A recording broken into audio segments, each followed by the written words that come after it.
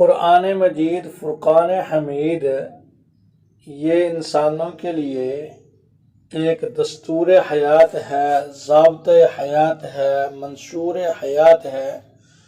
اگر آپ یوں کہہ لیں تو بے جانا ہوگا کہ قرآن عظیم الشان تمام انسانیت کے لیے آب و حیات ہے۔ اگر انسانیت کامیابی، فلاح اور بہبود کو چاہتی ہے تو اس کلام کے سائے کے نیچے آنا پڑے گا۔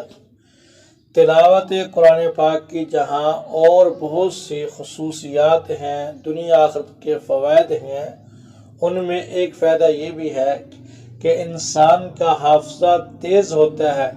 جتنا انسان تلاوت قرآن پاک کو اہتمام سے کرے گا اتنا اس کا حافظہ تیز ہوگا۔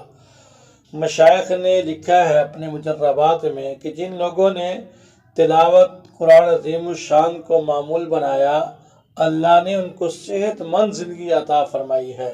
پھر تلاوت کے اندر غنہ کرنا، نون پہ شد ہو، میم پہ شد ہو، وہاں ناک آواز میں جاتی ہے جس کو غنہ کہا جاتا ہے۔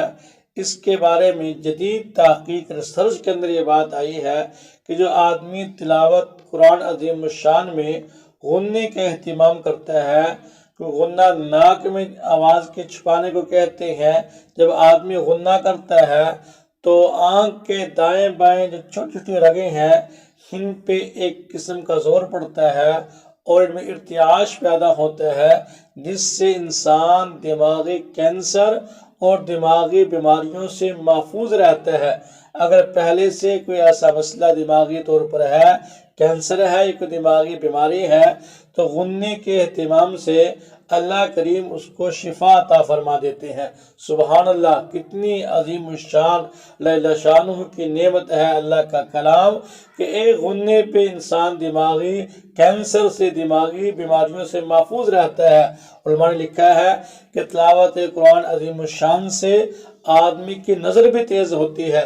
تو چند منافع ہیں، ورنہ حقیقی منافع تو انسان کو مرنے کے بعد محسوس ہوگا کہ قبر کا ساتھی ہے، حشر میں آدمی کی سفارش کرے گا اور جل شانہ کی جنت میں پہنچا کے اللہ کا مہمان بنے گا۔